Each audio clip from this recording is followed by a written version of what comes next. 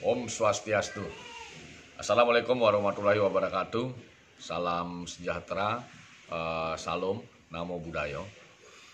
Baik, rekan-rekan dimanapun Anda berada, pagi hari ini saya melanjutkan vlog saya, melanjutkan video saya berkaitan dengan catatan kritis yang saya miliki.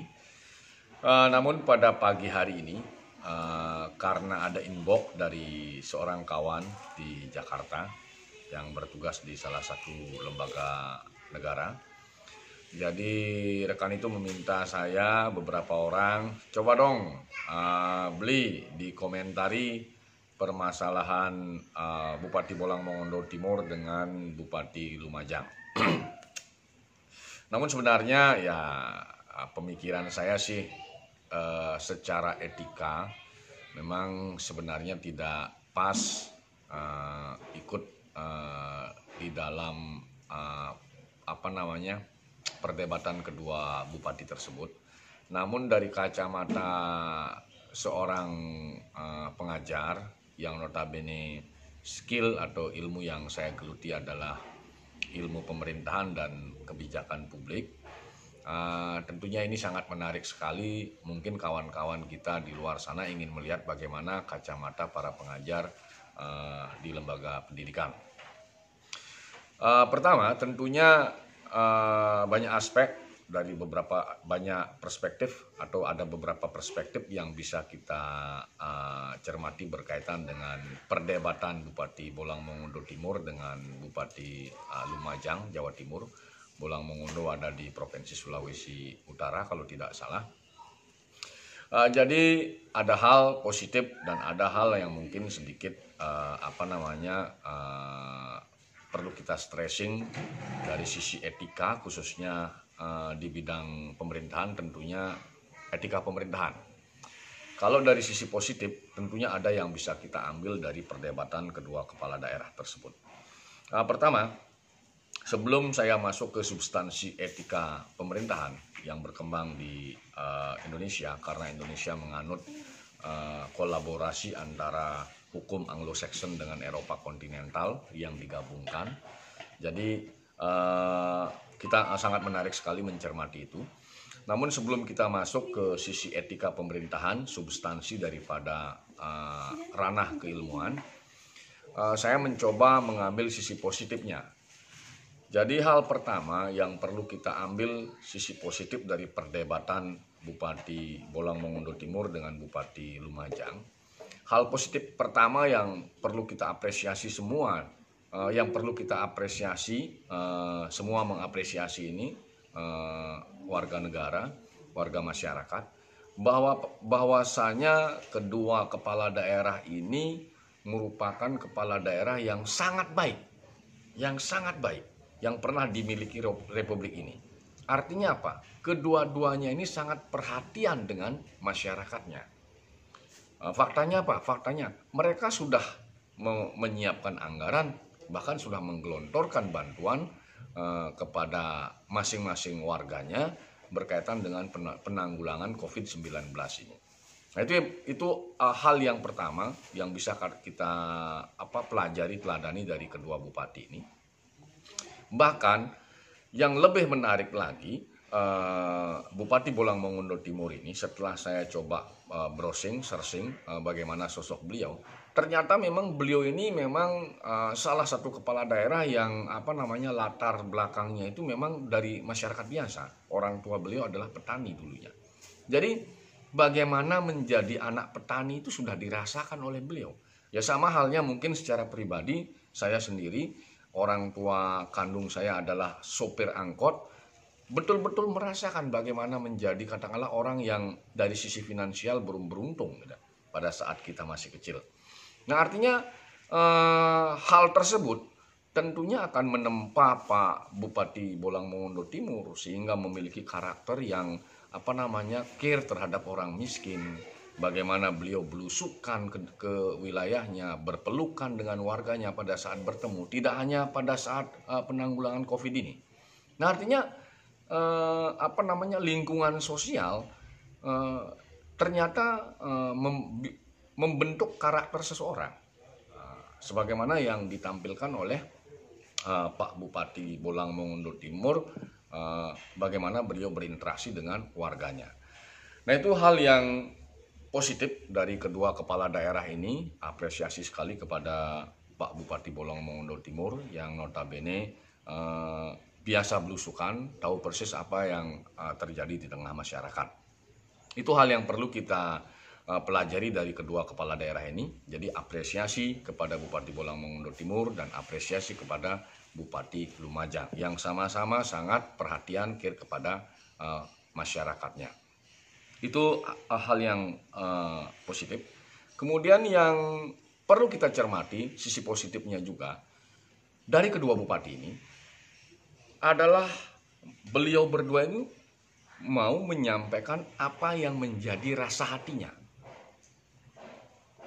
Jadi ini sudah masuk ke ranah nilai yang notabene, mohon maaf, notabene ini kalau kita konfrontir dengan perilaku birokrasi, dengan perilaku organisasi, perilaku birokrasi, bagaimana perilaku individu dalam institusi pemerintah, khususnya budaya yang berkembang di Indonesia sejak dijajah Belanda, kemudian dijajah Jepang, kemudian awal kemerdekaan sampai dengan hari ini.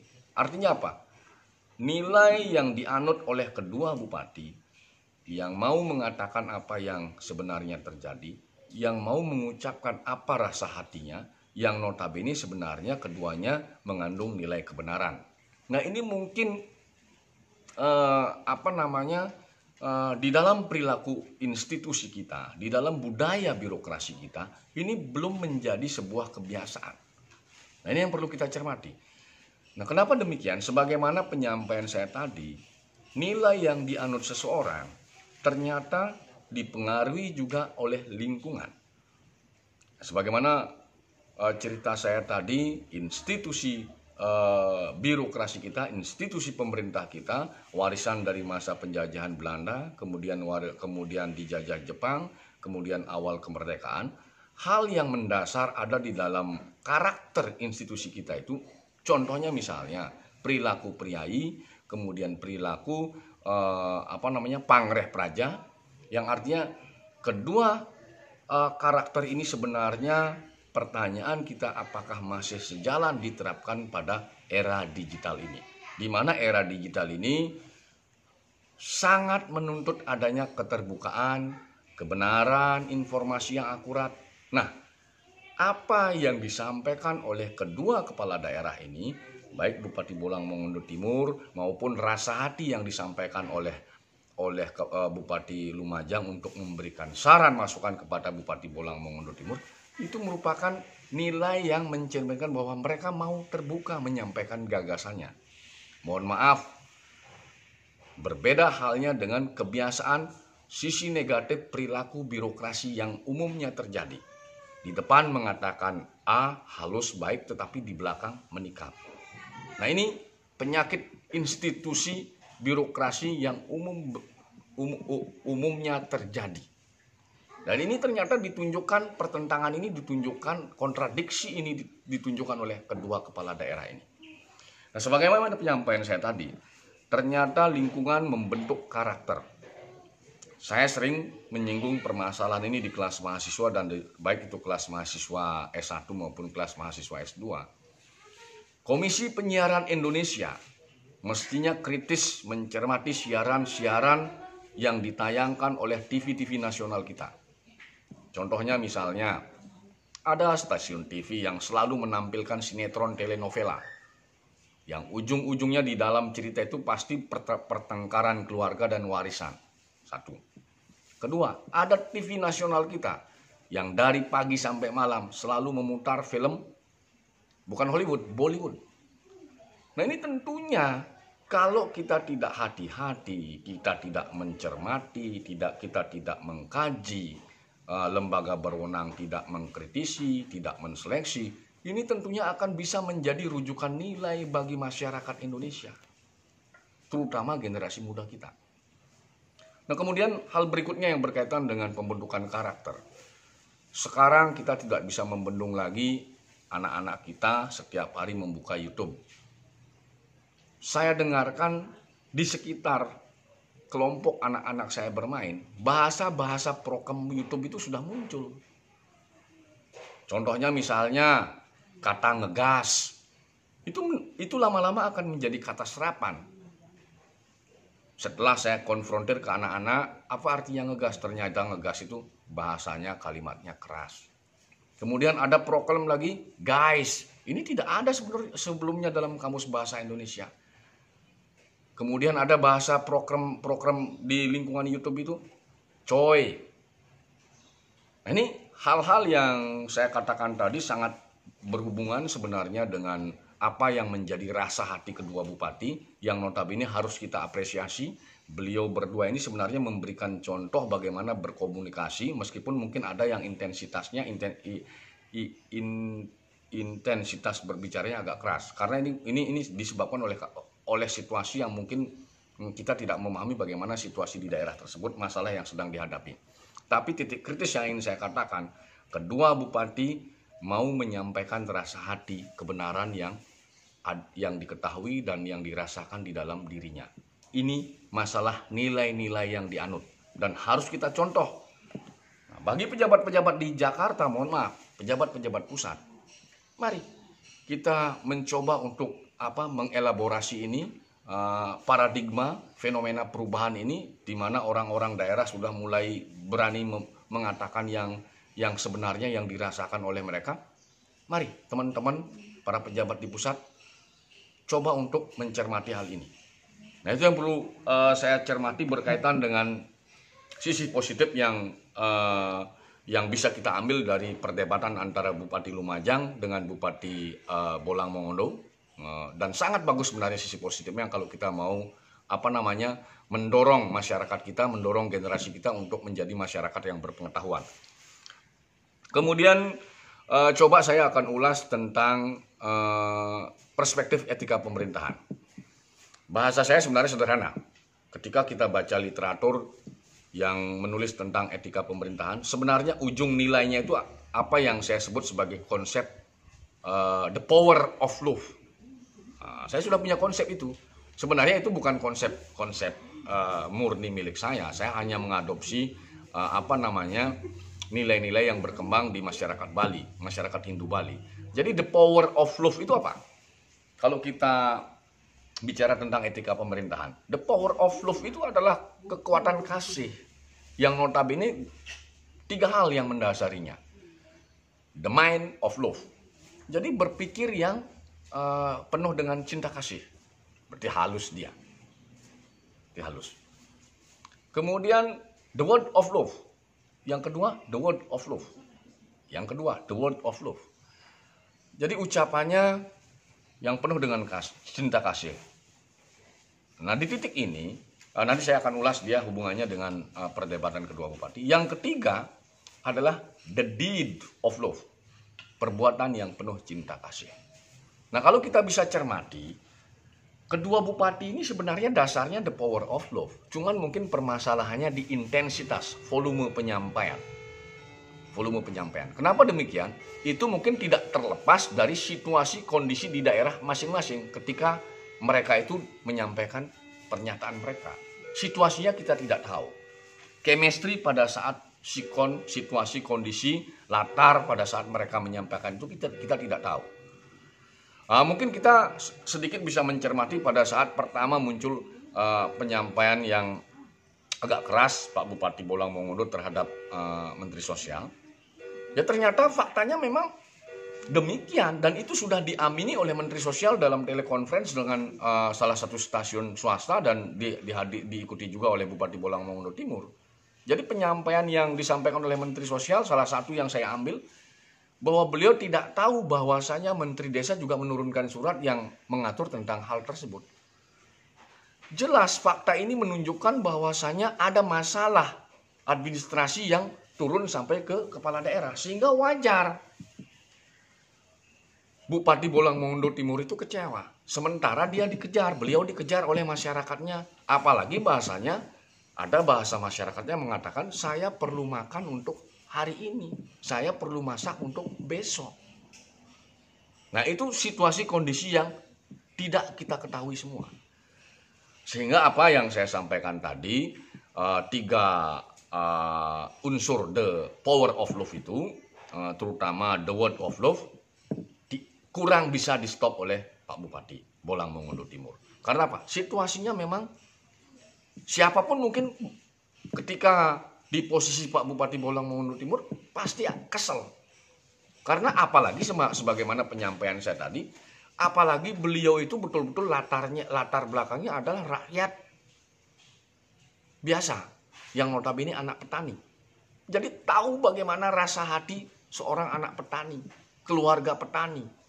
keluarga yang selevel dengan keluarga petani. Sehingga ini mendorong nilai-nilai yang jelas akan bertentangan dengan nilai-nilai yang dianut oleh beliau.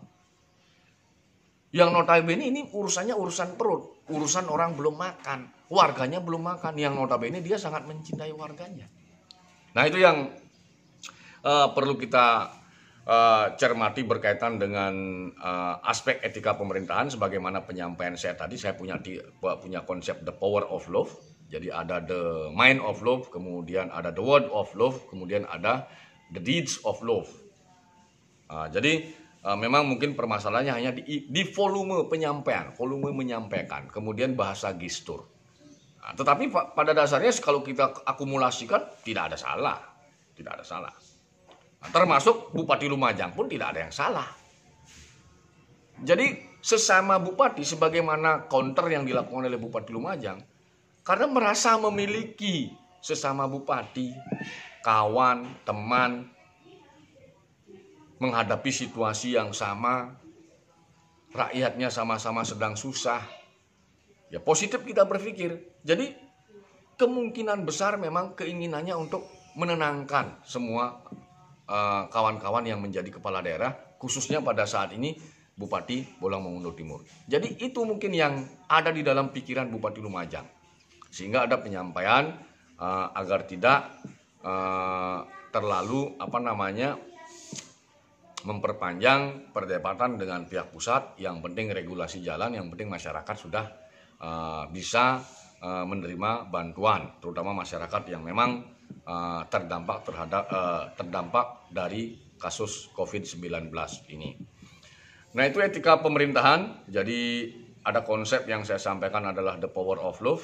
Kemudian dari aspek normatif, ketika kita bicara tentang institusi publik yang ada di Indonesia, yang ini sebenarnya menjadi PR bagi institusi publik yang menjadi pembina, yang menjadi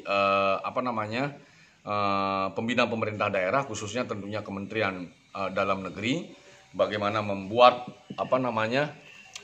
suasana koordinasi, tidak hanya koordinasi dengan instansi yang ada di bawah, tetapi agar bisa juga menjadi koordinator kementerian-kementerian yang menangani daerah, sehingga tidak lagi terjadi miskomunikasi antara Kementerian Desa dengan Kementerian Sosial berkaitan dengan tugas-tugas kepala daerah dalam penanganan COVID-19, yang notabene sebenarnya semua itu merupakan tanggung jawab bersama, baik pemerintah pusat maupun pemerintah daerah, baik Menteri Sosial, Kementerian Sosial maupun Kementerian Desa dan Kementerian Dalam Negeri.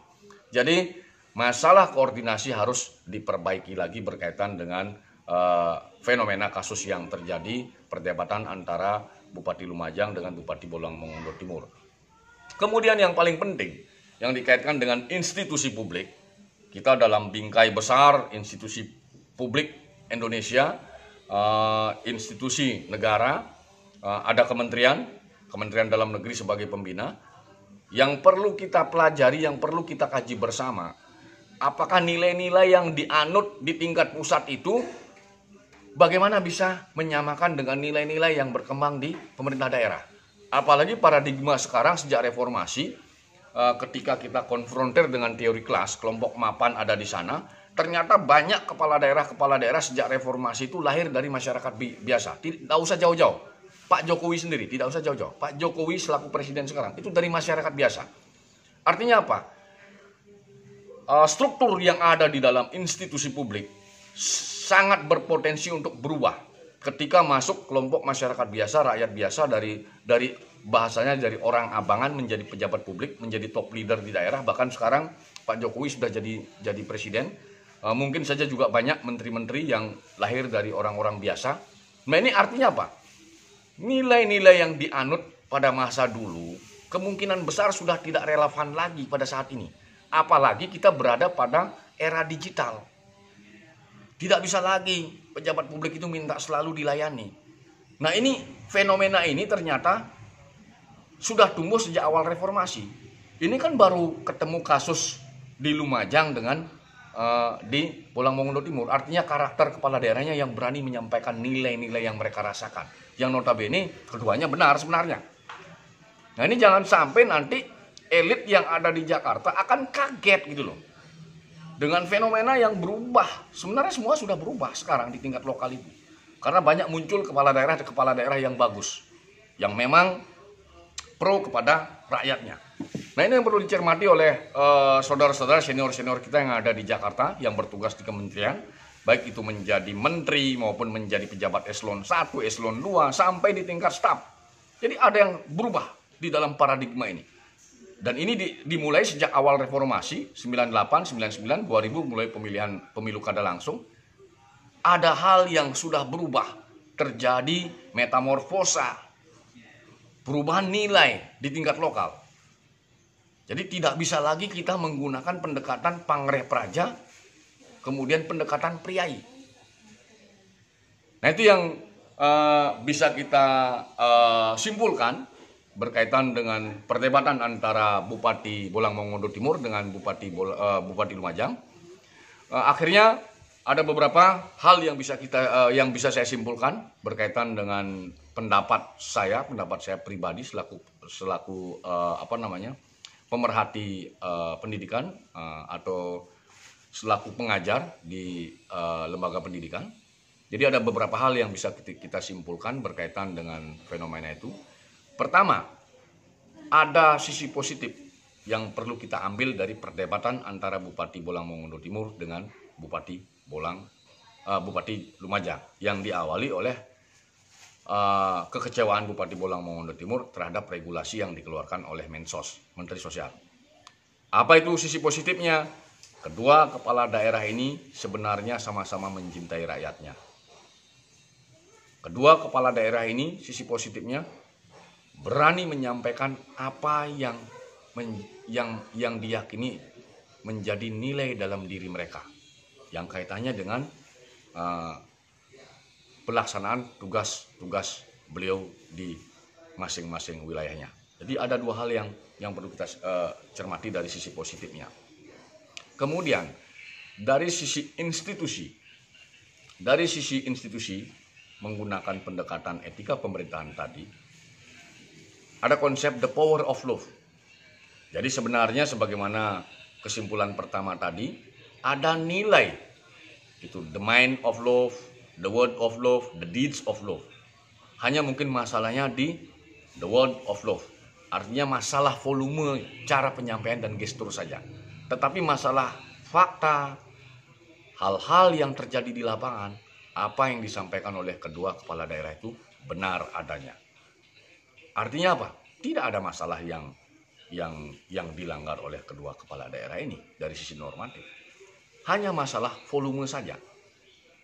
Hanya masalah volume. Bahkan kekerasan, mungkin agak sedikit keras penyampaian yang dilakukan oleh Bupati Bolang Mongondo Timur, ya karena kondisi di lapangan kita tidak tahu seperti apa. Latar sosialnya, latar belakang, latar yang terjadi, situasi, kondisi. Demikian juga mungkin penyampaian volumenya Pak Bupati Lumajang, pandangan saya tidak terlalu keras, biasa-biasa saja. Tetapi kacamatanya sebagai kawan sesama kepala daerah. Jadi dari dua kesimpulan ini, dia akan menuju ke kesimpulan ketiga. Ternyata ada perubahan fenomena, terutama perubahan nilai tata cara yang diyakini oleh pejabat-pejabat di daerah dalam menyampaikan gagasannya. Nah, ini harus dicermati oleh teman-teman di pusat, oleh pejabat di pusat, bahwasanya keberanian menyampaikan fakta sebenarnya tidak saat ini saja terjadi. Sudah mulai terjadi sejak reformasi tahun 1998 sehingga Indonesia bisa masuk ke dalam orde reformasi ini. Nah, hal-hal ini harus kita cermati bersama. Kemudian yang menjadi PR terbesar, bagaimana kita membentuk nilai-nilai positif kepada masyarakat Indonesia. Tadi sedikit saya singgung, apakah Komisi Penyiaran Indonesia sudah mengawasi dengan baik siaran-siaran yang ditayangkan, yang disuguhkan kepada publik. Karena sebagaimana penyampaian saya tadi, patut diduga jenis telenovela yang bertengkar, modelnya film-film bertengkar dengan keluarga, bertengkar urusan warisan, kemudian jenis-jenis film Bollywood, sebenarnya itu tidak bagus untuk pembentukan karakter anak-anak bangsa kita. Nah, mungkin itu 3 kesimpulan yang bisa saya sampaikan. Apabila ada hal yang kurang berkenan dalam penyampaian tadi, saya mohon maaf. Akhirnya vlog video pada pagi hari ini saya tutup dengan menyampaikan Pramesanti. Om Santi Santi Santi Om. Assalamualaikum warahmatullahi wabarakatuh. Salam sejahtera untuk kita semua. Salam Namo Buddhaya.